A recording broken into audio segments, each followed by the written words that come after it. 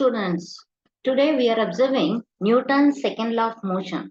What is Newton's second law of motion? Before going to that, let us observe what is the, if you take the two quantities, mass and velocity, the product of these two, what do we get? What is the new quantity that can be called? That can be called as momentum. What is the product of mass and velocity can be called as momentum. Okay, momentum is the product of mass and velocity. It can be denoted with the letter P. Okay, because it is a velocity is vector quantity, right? And mass is scalar. So you are getting momentum because momentum is also a vector quantity. Okay, now what are the units? If you observe for this momentum, SI unit of momentum is, that is, you observe here mass is in kgs, okay, because product no into velocity is in meter per second. What about CGS now? In CGS system, it is gram, right? Gram into centimeter per second. These are the units of momentum. Generally, we take linear motion. That's why this momentum generally can be called as a linear momentum. What is that? Linear momentum. So, linear momentum can be expressed as product of mass and velocity. Yes, very good. Now, we can observe the Newton's second law of motion. Newton's second law of motion. What it states? Newton's second law of motion states that the rate of change of momentum, the rate of change of the rate of change of momentum, the rate of change of momentum of a body is directly proportional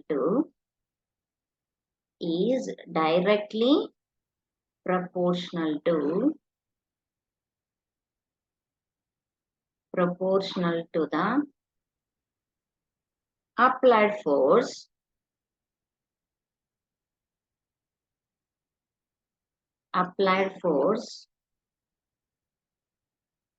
and it takes place in the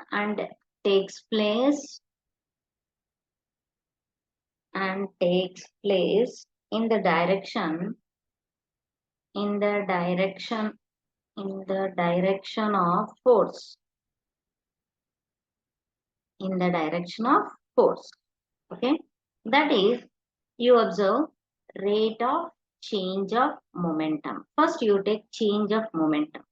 So we know that momentum is represented with the letter P, right? Now, change of momentum.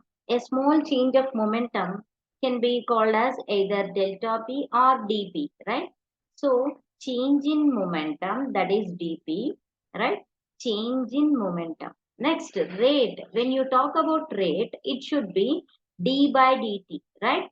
Rate. So, can I call this as d by dt of P? Yes. So the rate of change of momentum of a body is directly proportional to the applied force.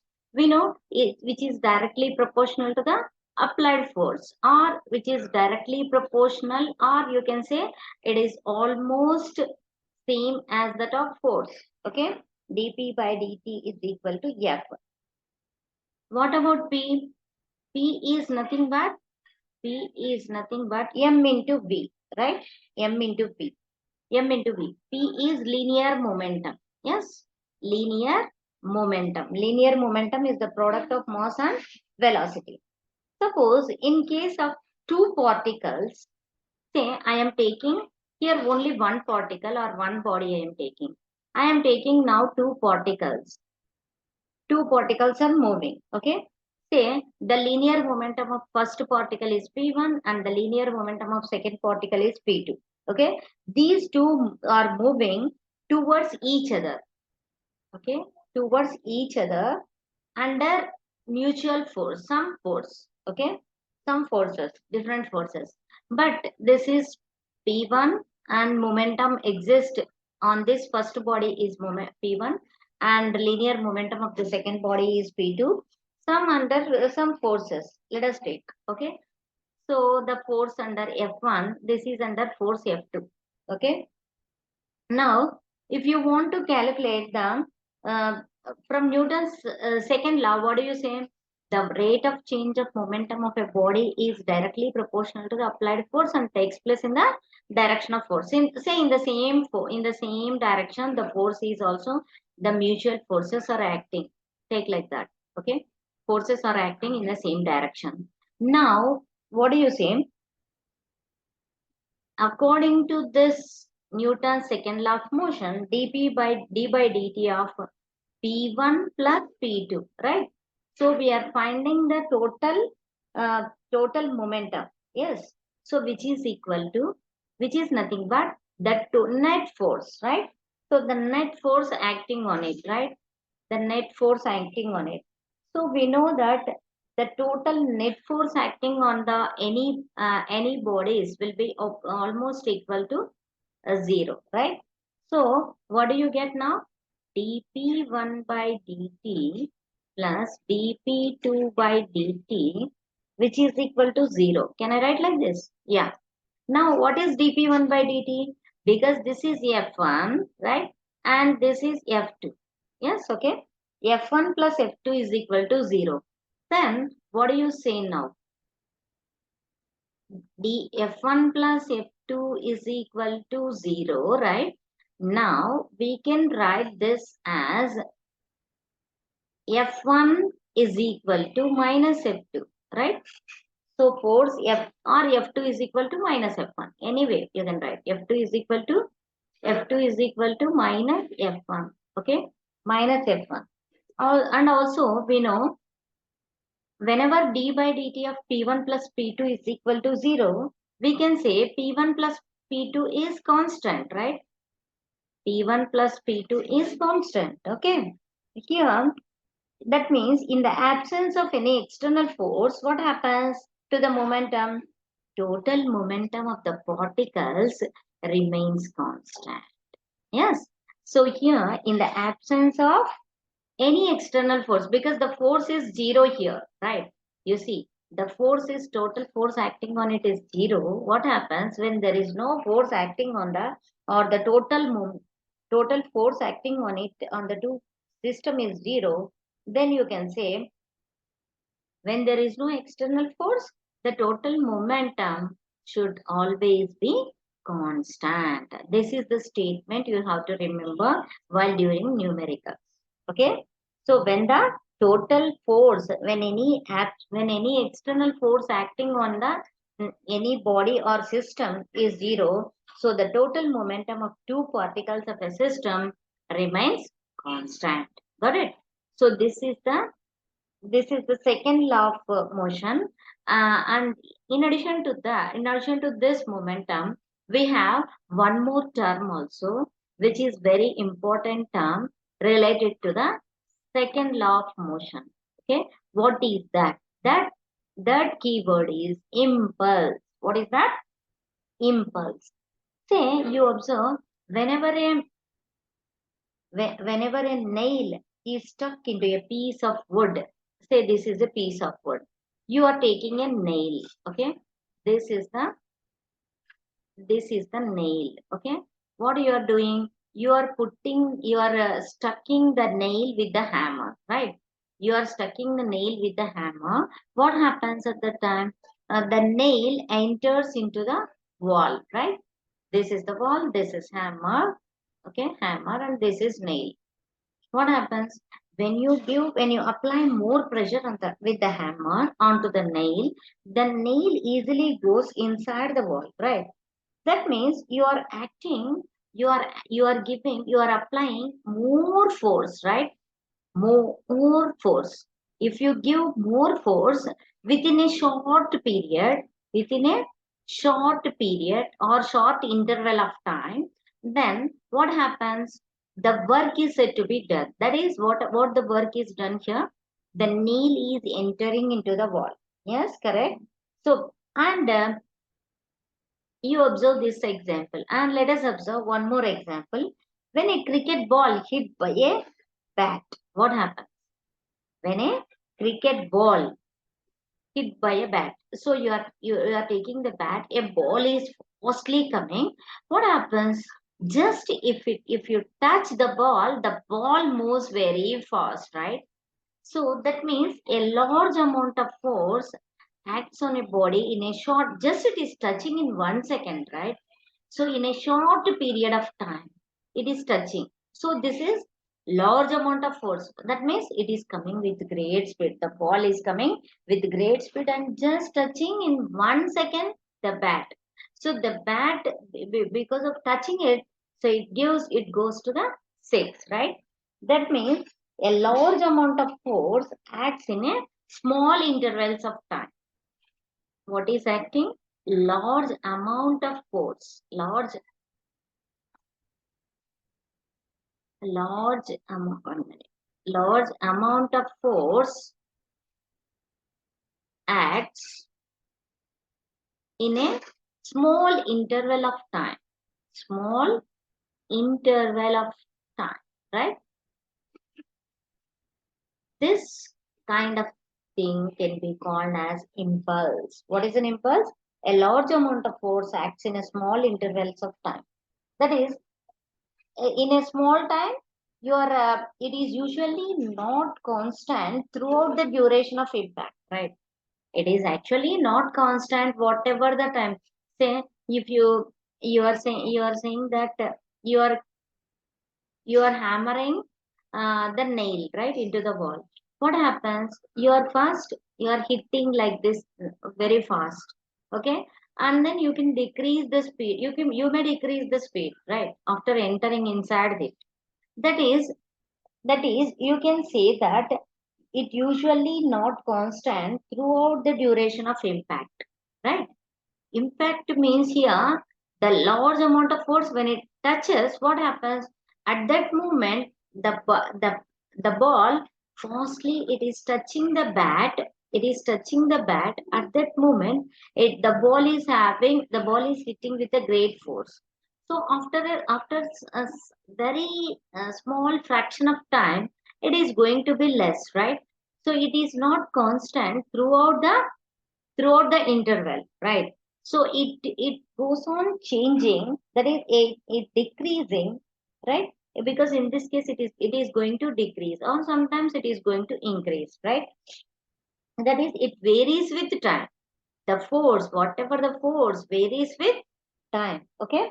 This is the main concept about impulse. So what do we say from this? If you consider the average force in a small duration of a system can be called as an impulse, right? So the average force we are considering, not the whatever the starting force, initial force or final force. Okay, the average force which acts for a very small duration on a system is called impulsive force. This is the actual definition of impulse. Okay, so it can be measured. How this can be measured? So it can be measured by the average force, right? For average force, because we are saying that the time, no, average force into time, a small duration, a small interval of time is, that is delta t, small change, right? That is delta t. Delta can be used for small change generally, right? So we can say this can be denoted with the letter I. Okay, I bar, because this is a I cap. This is a vector. I cap is a vector. F cap into delta t. Okay, what is F cap? So this can also be written as force is nothing but rate of change of momentum, right? Force is rate of change of dp by dt, right? Dp by dt into delta t. We know We already know from the second law of motion that rate of change of momentum of a body is directly proportional to the applied force, or it is almost the force, right? So dp by dt is nothing but force. So dp by dt into delta t. So here delta t is almost the same as that of dt, right? Small change can be either delta t or dt, right? This delta is a somewhat big change and d is a small change. So these two get cancelled and you are getting dp. Yes, dp cap. Now you observe, in other words, impulse can also be defined as the change in the linear momentum of the body. Yes, can I say like that? Yes, sure. That is, it is the change in linear momentum of the body. Only change in linear momentum. If you take the change in linear momentum with respect to time, it can be called as a force, right? Whereas the change in linear momentum is nothing but impulse. Now, what I'm doing is, we got, we know F is equal to dp cap by dt, right? So F into dt, which implies, yeah, if I take F into dt, that is dp by dt into dt, yes, dt cancel, I am getting dp, right? What do you get? So I is equal to F into dt, right? Impulse is equal to dp, yes, F into dt. dp is nothing but F into dt, no? So for that I am taking the change of linear momentum or force into time, right? F into dt. What I am doing is, I am taking, now I am integrating this one with respect to, integrating both sides, integrate both sides with respect to, t. Integrate both sides. Okay. What do we get now? If you integrate both sides, don't write with respect to t. Yeah. Okay. Integrate both sides. Hmm. What happens? If I integrate this one, I cap is equal to F average into delta t, right? Otherwise, let me write one more step before going to this. Wait, I am integrating here. So if you integrate, generally we take the time as from 0 to t, right? 0 to t, in that interval, if you take, what do we get? So I cap is equal to integral 0 to t f cap dt. What do you get? So integral 0 to t, that is, what is this? This is change in momentum, right? So can I take f p final, minus p initial, okay? 0 in the interval of 0 to t. So that is equal to, I can write f average delta t is equal to p final minus p initial, right? Okay. So 0 to t you take, 0 to t, in the time interval 0 to t, this becomes f average into delta t. Okay. So p final minus p initial. Now if you observe the units, this is the impulse. Okay. Let us observe the units. What are the SI units? SI unit of impulse is, we know, force, average force into delta t, no? So force SI unit, if you take SI unit, what is SI unit? SI unit is force. Force is Newton, right? Delta T means second. So Newton into second. Newton second is the unit for impulse. And what about what do you say? Dimensional formula. So dimensional formula is, you know, L T minus 2 is for force and T is time, right? Force into time. This is force and this is time. So what do we get? MLT power minus 1. This is the this is the impulse dimensional formula, which is also same for momentum. Why? Momentum is the product of mass and velocity. Mass is mass is m and velocity is lt minus 1. So both are having same units. Impulse and linear momentum or momentum both are having same dimensional formula. Got it? Yes.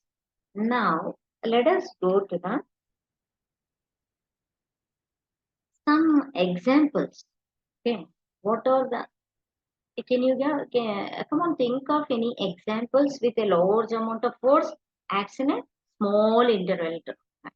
Can you give some examples? Come on, think it. So while catching a ball, the fielder in the cricket, while catching a ball, what the cricketer do? Just he pulls his hands backwards, right? He pulls his hand backwards. Why? Because whatever the ball is coming very fast, the ball is coming very fast so that it may not hurt, it may not hurt the hand. So that because this ball is in motion only, right? If the ball, if he keeps the hand in the same position, what happens? The ball comes very fast and because the ball is in motion here, so it tries to, according to the Newton's first law, we know that any object or any body tries to be in its own state, right?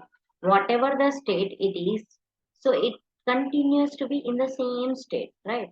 So the ball is in motion and it is in motion, so it tries to be in the motion itself. It may not come to it don't want to come to rest, right? So for that reason, because the ball is in motion only, so it whenever it comes into the motion in the hands also, if it comes with the same motion and if it moves, the hand is going to hurt, right? The cricketer's the fielder's hand is going to hurt. So in order to avoid that, he is moving his hand somewhat backwards so that it comes very fast and it decreases its speed and it may not hurt the hand. Got it? So that is one example. Okay. The terms, if you observe here, two things. You see, whenever what happens whenever a throne is if you a throne, okay, whenever a throne is hurts your leg, what you do? So you take out your leg outwards, right?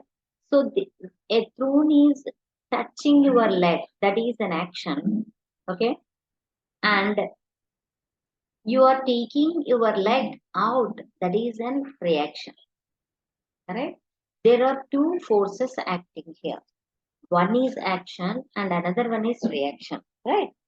So the terms action and reaction, these two are very important in the case of our Newton's third law of motion. Newton's third law. Action and reaction. Okay? So we know forces always occurs in pairs. Forces occurs in pairs. Okay, forces occurs in pairs. Say, I am taking what kind of forces may occur? Say A and B are the two forces. Say force A is moving in this direction, force B is moving in the same direction. Both can move in same direction. Or the other way, they can move in opposite direction also. Yes? Okay. Here, so here, according to the Newton's law of motion, or Newton's law of motion or whatever it may be, you keep that Newton's law aside first. In this, how are these action and reaction forces? Which one is fast? If you observe by taking some examples, like uh, there is no force. So what is the meaning?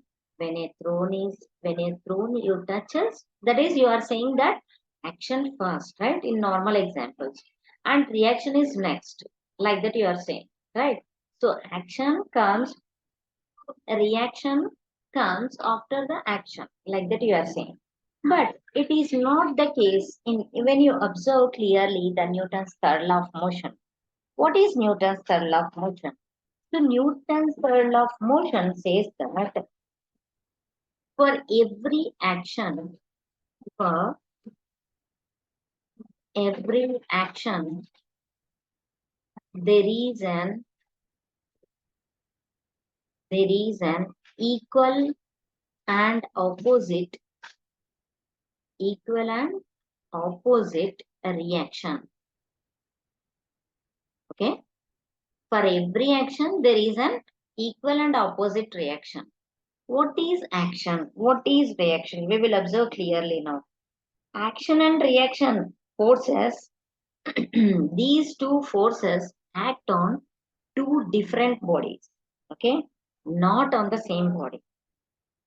So thus we are considering the motion of any one body, only one of the two forces are correct, are relevant, right? So what you do now, so here you can't say that the two forces, the terms and these terms, that action and reaction, which action cannot be comes first. Action is the just only the cause, right? Action means because of that, the reaction comes. That is, it is only the cause, right? Reaction is only the effect, right? Cause and effect. This can be cause and effect. There is no such cause and effect relation which related to the Newton's third law. Okay, the force A and B, A by B, and the force on B by A act at the same instant. At the same time, A and B force, A on B or B on A can also act at the same time.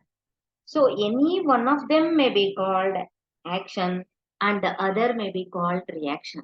It is not compulsory that whatever the force which is acting, that can be that is action as first, reaction as second. There is no restriction for that. Got it? So here, if you observe that total net force is zero. So it is an error or to add up the two forces. So when you add up the two forces, the net force should be zero, no? The total forces of acting on any body is always zero, right? We know that. So because of that, the net force should be zero. If the net force should be zero, if you consider any kind of system which is having the two forces A and B, or the two forces, okay, this is the system. If I consider so the force on A, due to B, the force on A due to B is FAB. Okay. Next, FBA. What is the meaning of that?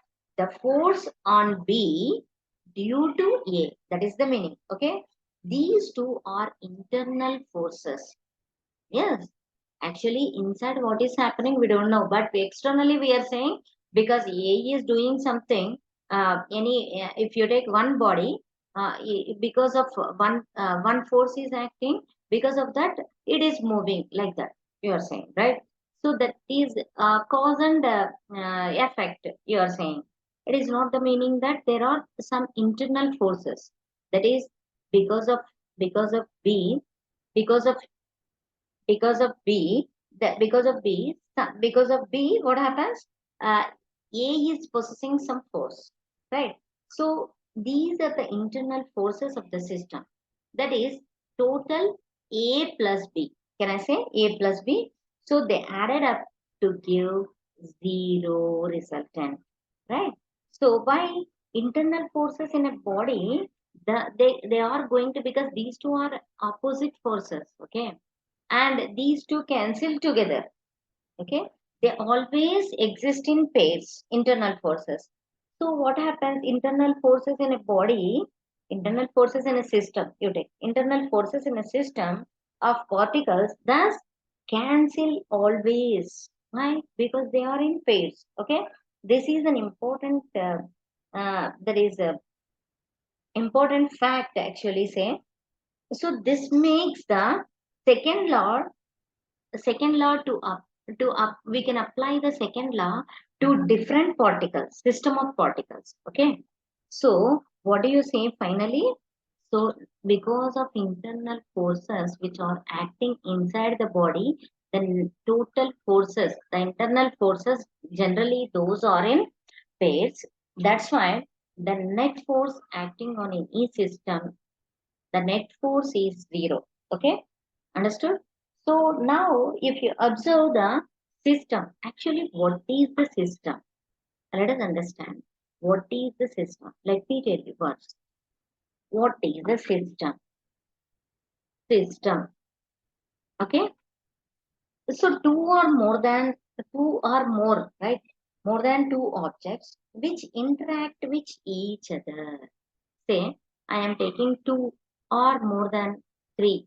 When they interact with each other, either they go in opposite direction or they go in different direction, or they may this both are in same direction, this one opposite direction, like that. When they interact, that word is important, okay. When they interact with one, or when they here when they interact each other, when they interact with one another, then each other, for this total of the whatever the total thing can be done, that can forms a system. Got it? Okay. Now classification of forces. How do we classify the forces depending upon this system? Let us observe. You see, we already seen that there are internal forces, I said, right? So there are two kinds of systems, two kinds of forces. Those are internal forces and external forces. Got it?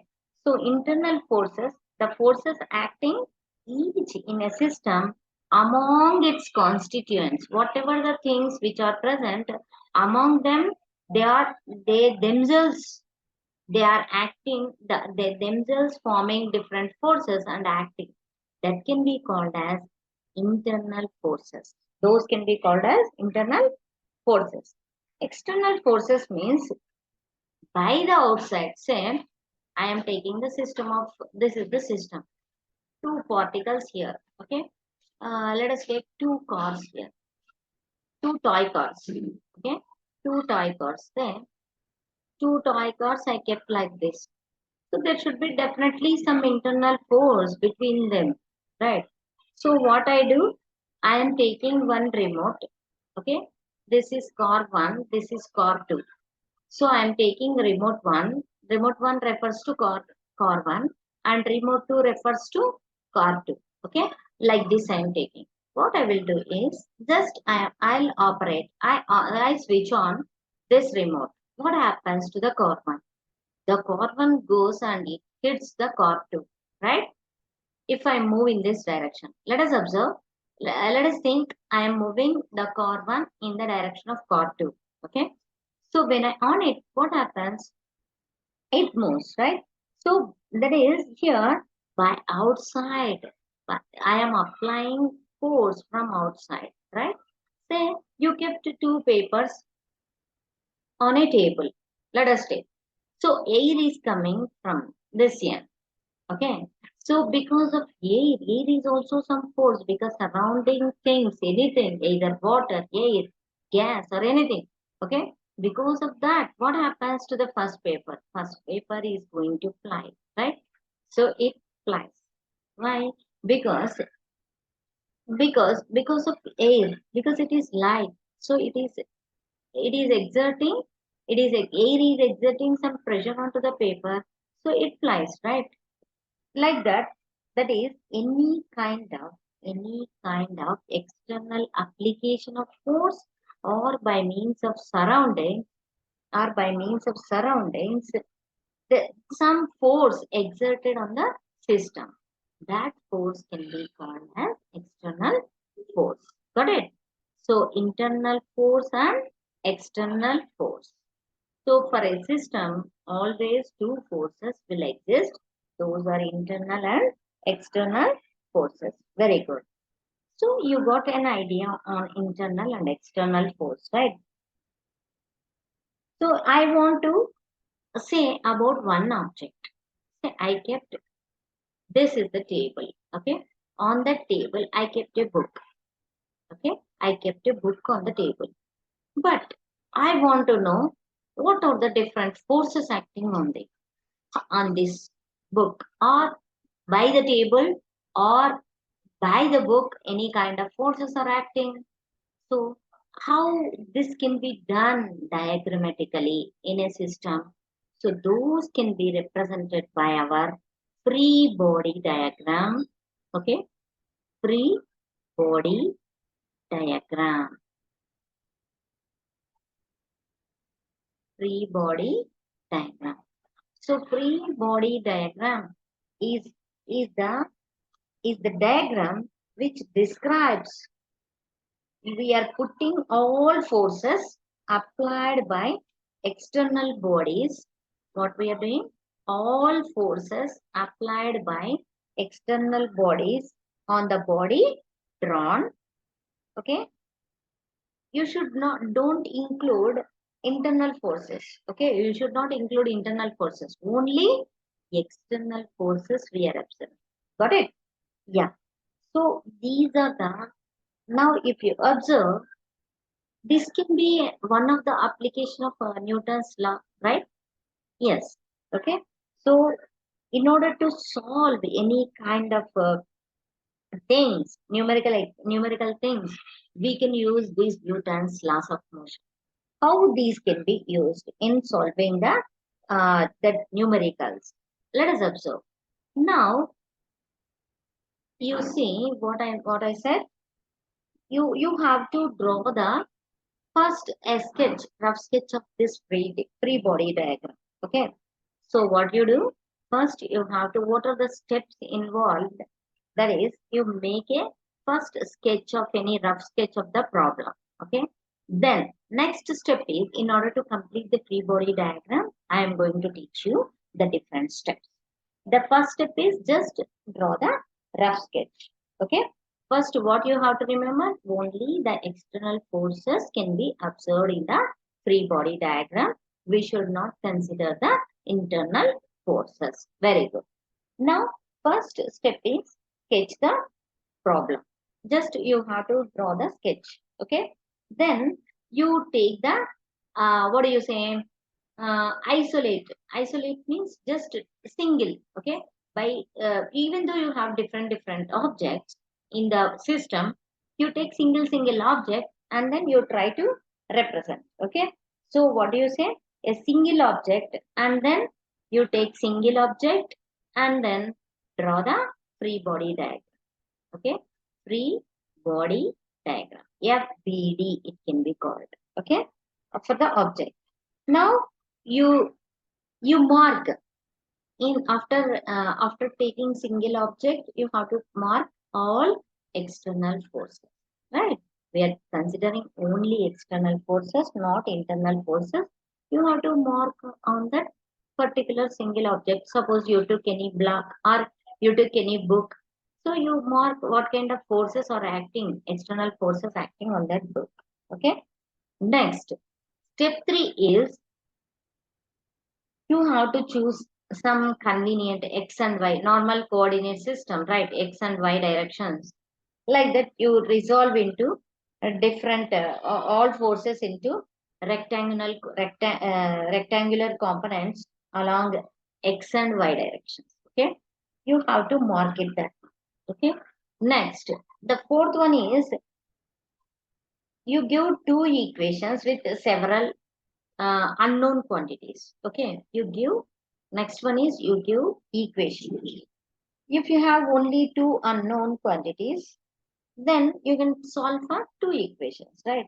So that we can easily calculate the two variables in that way. Next, last step is, so after producing the two equations with more than two unknowns, what you do?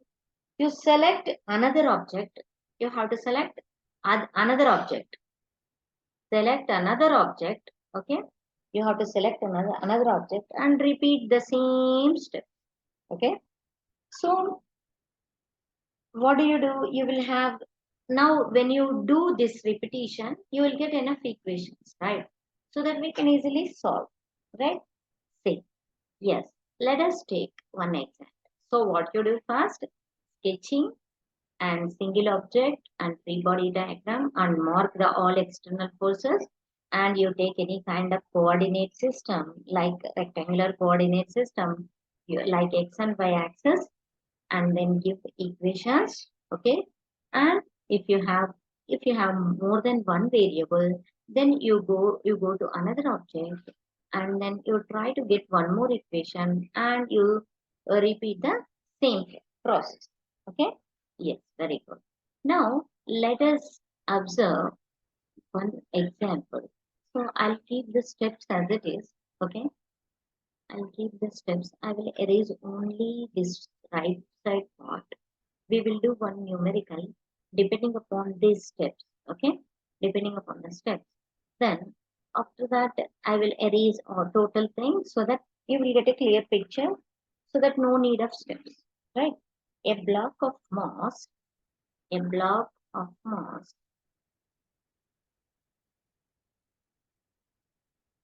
10 kg is suspended with a string,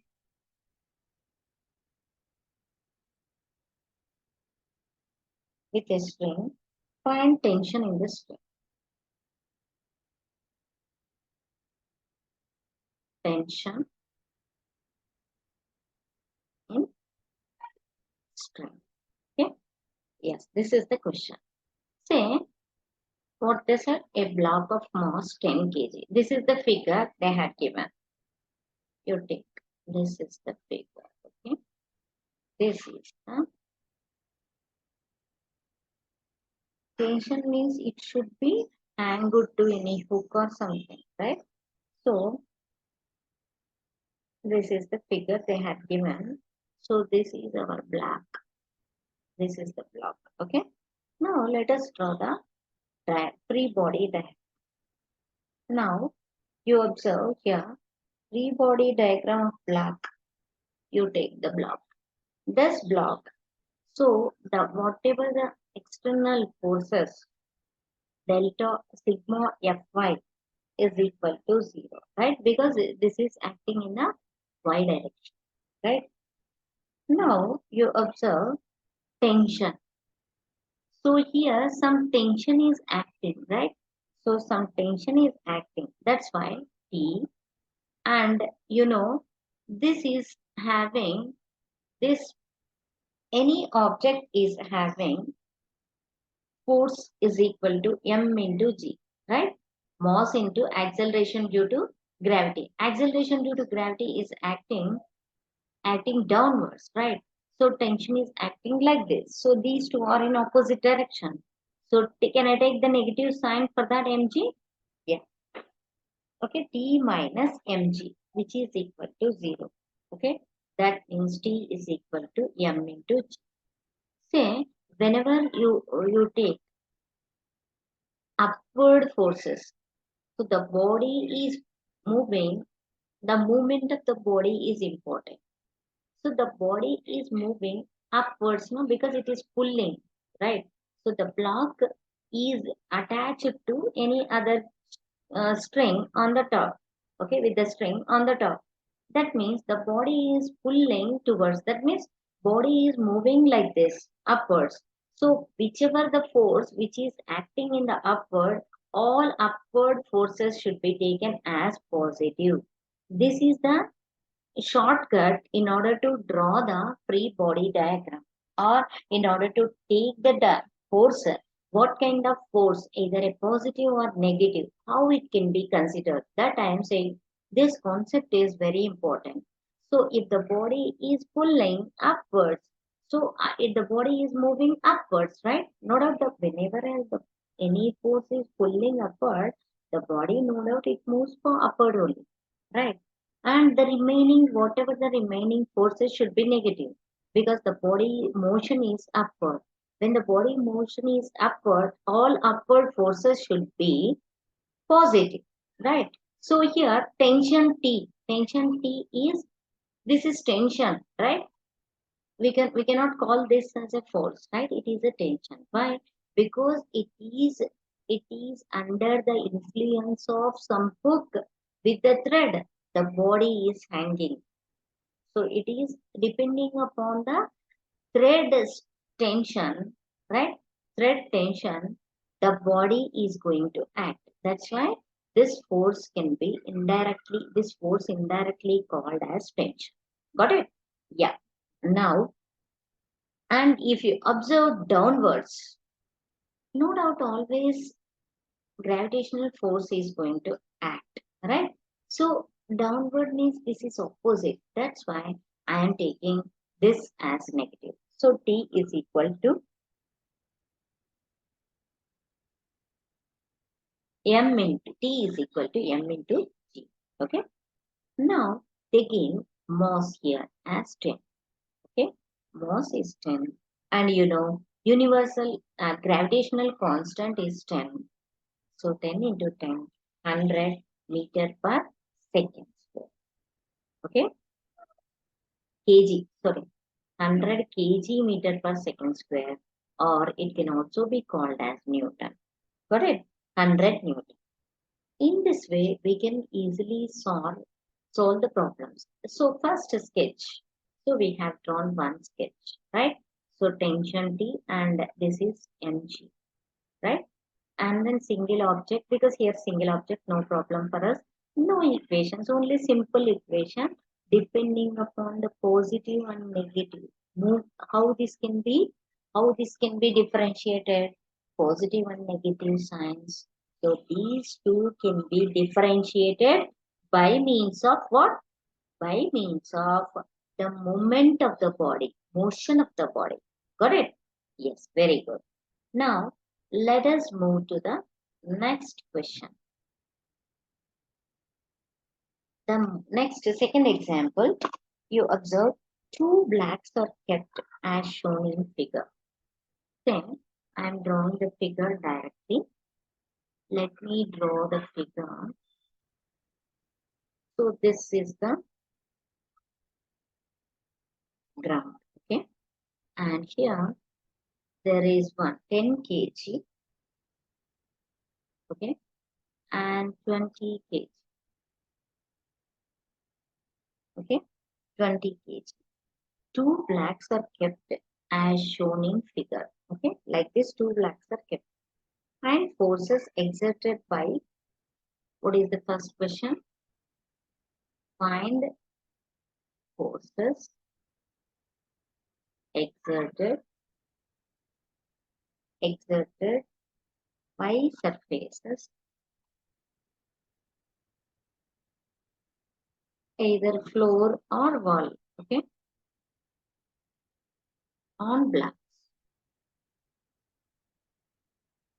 Second bit is contact force between two blacks. Contact force between two blacks. Okay, let us observe the first part. So can we draw the diagram, free body diagram? Okay, you consider x and y. This is horizontal and this is vertical. Like this, we are considering our normally rectangular coordinate axis. Okay, rectangular coordinate axis. Now, how to draw that? Let us draw the 10 kg black first. Okay.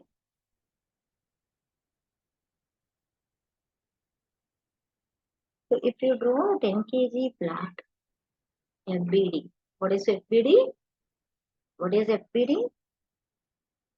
Free body diagram. Okay. Yes, very good. Now, so here you have 10 kg, right? And what happens? 10 kg, and here N1, N1 and N2 both are acting. So what is free body diagram first step? The first step, the first step is the first step you consider the first step, draw the sketch, right?